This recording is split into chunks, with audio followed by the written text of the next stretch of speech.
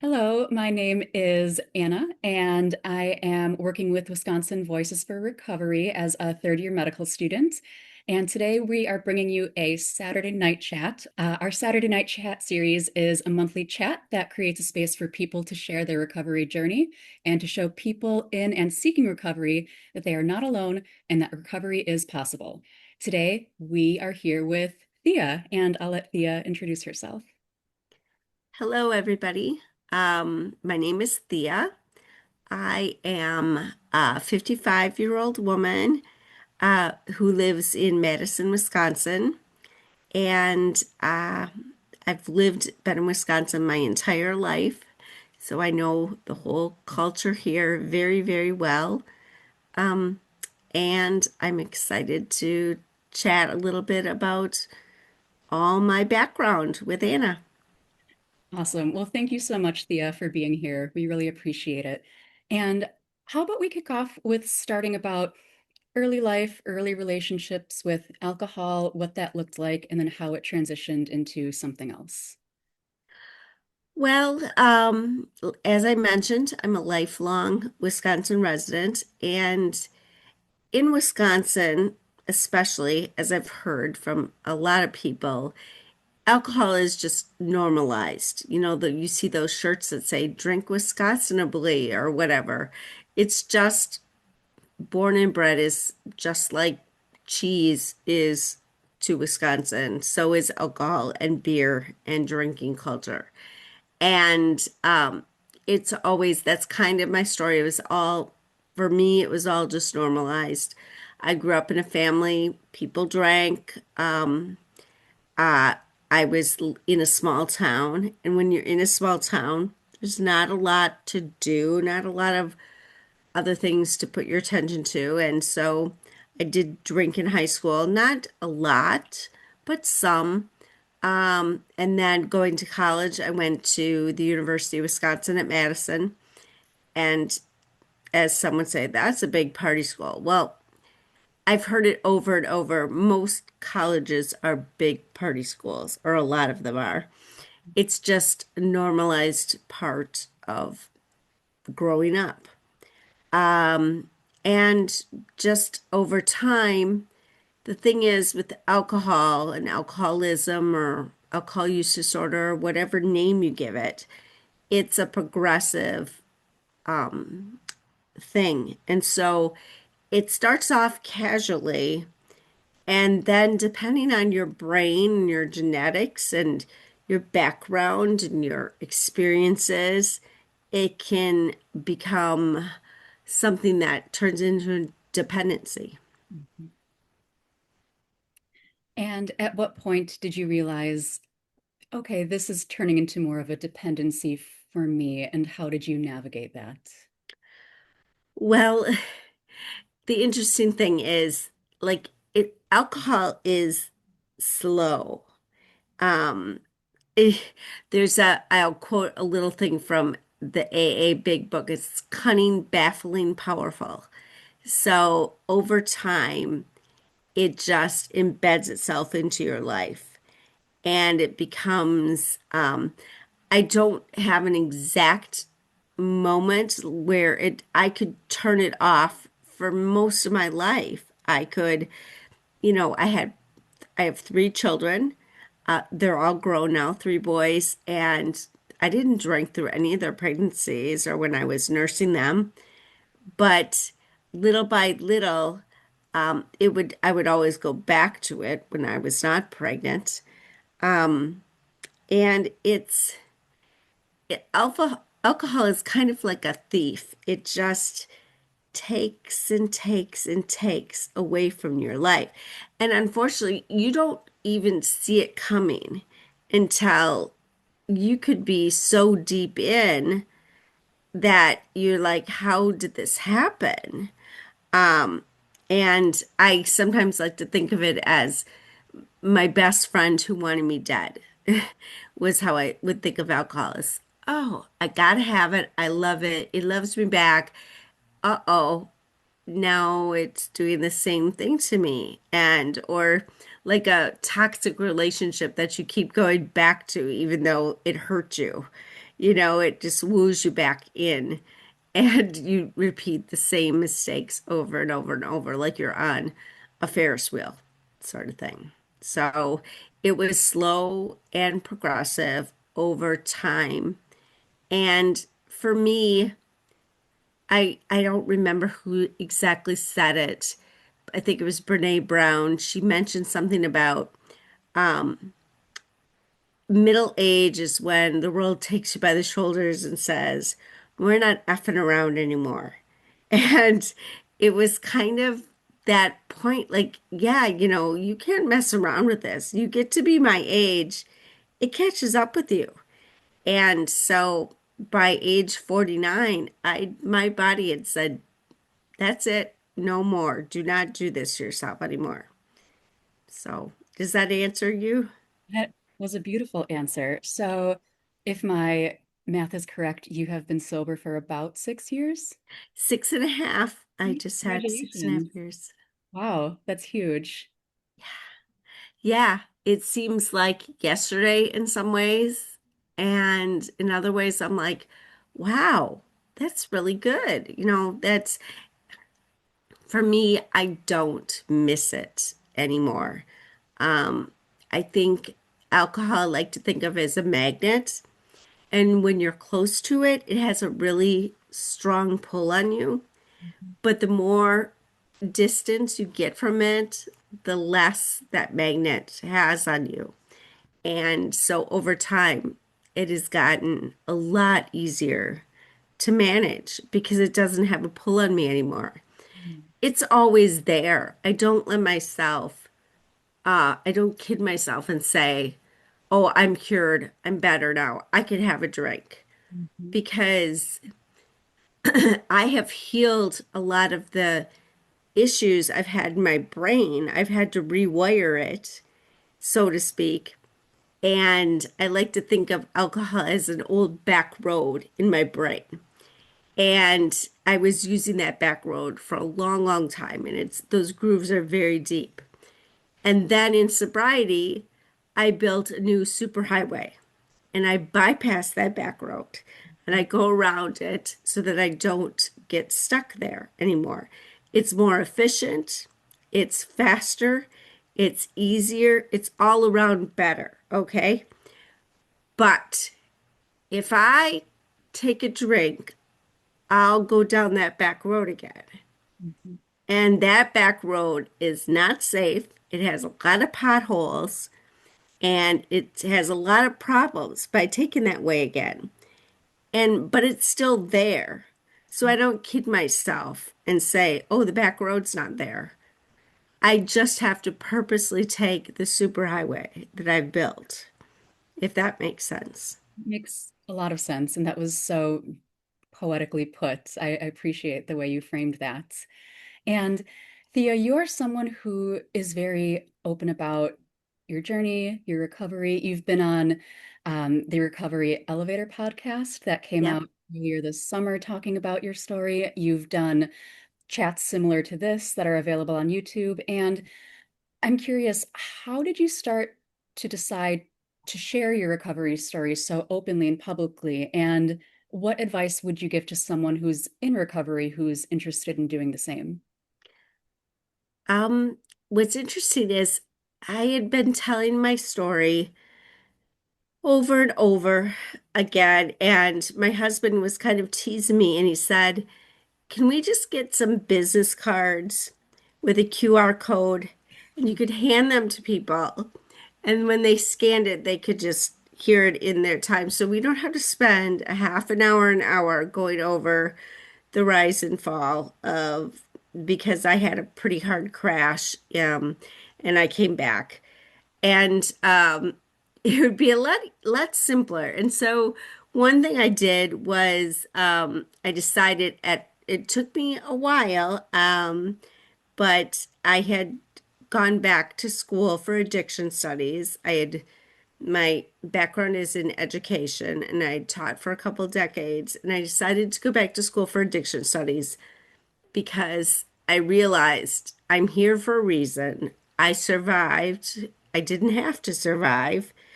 And I did. So now I have to do something about this. So I went back for addiction studies. I'm still looking for a good fit for that to work in the field.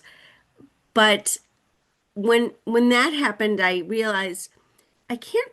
I sort of felt like I have to be talking about this because I had been listening to a lot of podcasts and people were sharing, and those people's stories are powerful. Mhm. You know, I think it was Michael Botticelli. I think that's his name. He was the in the Obama administration. He was like Health and Human Services, or he was addiction in addiction. He did that. He was one of the top guys. And I saw this YouTube video with him once, and he talked about how, you know, numbers and figures don't change people. People's stories change people. And he was actually, he has that height and he's a man in recovery. And so he's saying, I love that there's really unbelievable people out there living in recovery. They need to be sharing their stories because it's not all people living under the bridge with brown paper bags, homeless, Mhm. that are alcoholics or have substance use disorder, or have any sort of mental health, problems and issues that they're working through. We all have something. We all have issues. And mine just happens to be alcohol. And so I can't use that anymore as a coping mechanism to deal with stuff in my life.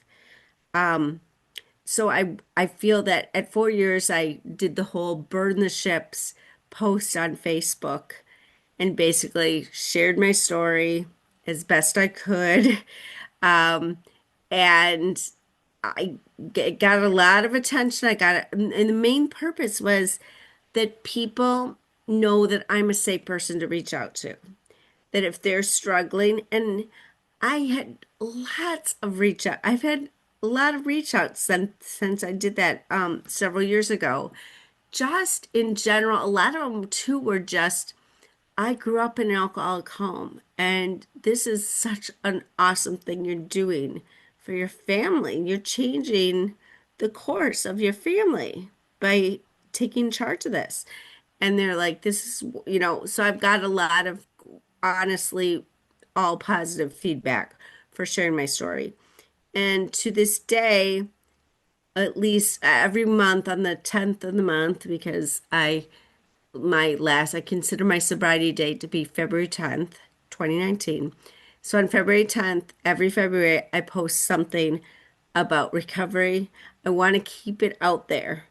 I want to not like say, okay, I had this, now I'm all better. No, this is always going to be part of my life. I'm always going to talk about it. You never know when it's going to hit someone just right, that they're going to wake up and say, today's the day I finally do something about this. And I want to be a person they know that they could contact, that I could give them some resources of where to go, that I could help them in any way that I could, because I want to be that person that I needed back then. I needed someone who was raising their hand and saying, look, I have this and I'm dealing with it this way. And if you ever want to talk to me, you could. I needed that. And so it's really important to me to put it out there so that other people can see me and go, oh, okay, I'll reach out to her. That's incredible. So you're 6.5 years into recovery, which is amazing. Do you have any advice you would give to someone who's on day one, or even just flirting with the idea of recovery but hasn't quite started yet, or doesn't know where to start? That's a hard one because I had so many stops and starts. Mhm. It's would it's ridiculous over years. You know, it's when your brain is changed from something like alcohol, um, you have no clarity. You cannot see straight. And until you get some distance from that toxic thing going in, you're just spinning, and it's a repetitive cycle over and over. You wake up, or wake up at 3 a.m. with anxiety and can't deal. And then you make it through the day and you're like, I am never, ever going to drink again. Tick, tick, tick, tick, tick, tick, tick, 6 o'clock. Oh, well, I'll just have one glass of wine while I'm making dinner. And that ignites the switch. One turns into two, turns into three, et cetera, et cetera, et cetera. And that's what happens. Alcohol is designed that way to make you want more. Now, some people call them normal drinkers, you can call them typical, whatever, can have one drink and then be done and be satisfied. If you have alcoholic tendencies, one is never one. Mhm. It's always more. It just says more. My brain goes, more. I think if one was good, another will be better and better and better. Unfortunately, there's a cutoff point where it stops being better and it's only negative. But you repeat this cycle over and over and over again until you break it. And it's really essential when you're talking alcohol to break the cycle of repeating that behavior over and over and over, because in the beginning, you don't have any clarity. And I love that there's these dry Januaries and sober Octobers and all that sort of thing. But the truth to that is 30 days is just the tip of the iceberg. You have to get past that to really start noticing changes. Yes, you will feel better and you'll feel clear, but if you have it on a calendar, I'm going to start here, I'm going to end here. Well, a lot of people can do it. If they know there's an end point, they can say, I don't have to have a drink for 30 days. Look at me. Look at how in control I am. But there's an end date. And like with my pregnancies, well, sure, I didn't drink for, 10 months, but there was an end date. And so I knew that. And so it could be managed that way. And if you're serious about getting rid of this stuff, you have to go past that 30-day thing to really notice differences. That's only like one of the things you have to do. That's just the start, the tip of the iceberg. Yes, that makes a lot of sense. And Thea, towards the beginning of our conversation, you mentioned how ingrained alcohol is into our society, especially here in Wisconsin, very prevalent. I imagine some people who are either just starting recovery or thinking about recovery have concerns about navigating things like social situations, things like birthdays, holidays, baptisms, weddings, barbecues, you name it. I'm wondering if you either have any advice on how you navigated that in the beginning or how you navigate it now, or what you would say to someone that has concerns about that. Yep, exactly. It's interesting because in the beginning of sobriety, and I highly recommend this for someone, you need to protect it like a baby, like a fragile child. Because, when you have a newborn, you're not just going to like leave it laying around or just let everybody handle your baby and just give it to everybody. Because you're like, oh, what if they get sick? You're a little more cautious. You want to stay a little more insulated. Couple of my children were born in the winter, and my pediatrician was like, do not go out with this child. There's no reason for you to go out with this child right now. You need some time. So, time is really important in the beginning to just find other things to get yourself to stay stop, having accountability, telling people in your life, this is what I'm doing, this is what I'm serious about. People that are close to you, you don't have to tell the next door neighbor, but you can tell a close friend, I need help with this. Help keep me accountable to this. You can tell a spouse or a partner that is with you. I need to be held accountable to this is what I want. And that's important for having that accountability factor, that you're serious about it. Um, being very protective of that sobriety in the beginning. And then you'll find as time goes on and you've gained some skills, you've learned to manage that sort of stuff, that you can go back into the world. And I tiptoed in a little bit at first. And, just if you're in an event with a lot of people around, just having something in your hand, whether it's a bottle of water or it's a can of beer, makes no difference. Mhm. It shows that you have something. People who are hosts are always about, let me get you something to drink. Well, it can be water. Nobody said it has to be alcohol, Yeah. So over time, it's becomes a non-issue. But in the beginning, you think all eyes are on you. If you don't have a drink, they're gonna think I'm pregnant or think what are they gonna think? Mhm. Guess what? They're not thinking. They're thinking about themselves. They're not thinking about you. Yeah. But you think that all eyes are on you because of you're having water or you're having a soda. You think that people are zeroed in on that. They're actually not, but your brain tells you that they are. So it just takes some practice and having somebody, maybe an accountability person with you, close friend, or someone you can text. You can always leave and use the bathroom and get on your phone and text another friend or somebody who knows about your sobriety and say, they just made margaritas. What do I do? You Mhm. know, and they can help talk you through that and sort of thing. So, I think that's, does that answer your question a little bit? yes, I think that answers it beautifully. I'm wondering, Thea, could you tell us something or some things that bring you joy now that you feel alcohol took away from you when you were using it? Wow. It's like, it's hard to explain the clarity that you feel when you're don't have other things running havoc in your brain. It is unbelievable the amount of clarity I have now to see things and see them clearly because I'm not foggy.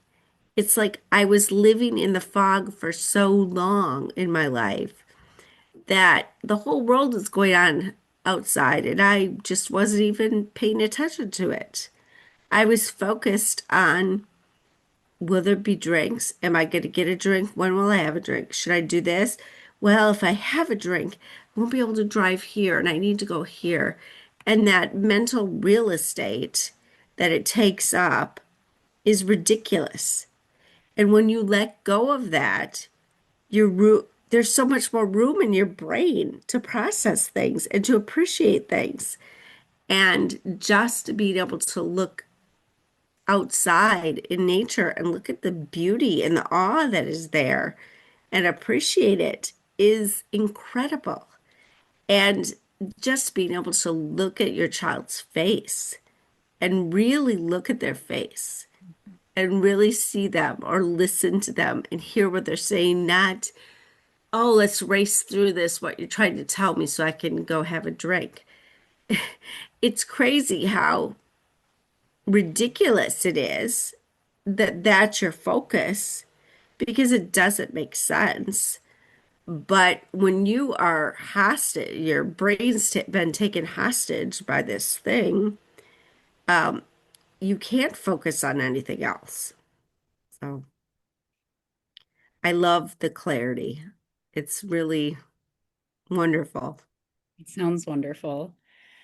Thea, to close us out, I'm wondering if you have anything that you'd like to add that we didn't cover, or just something you'd like to share with everyone.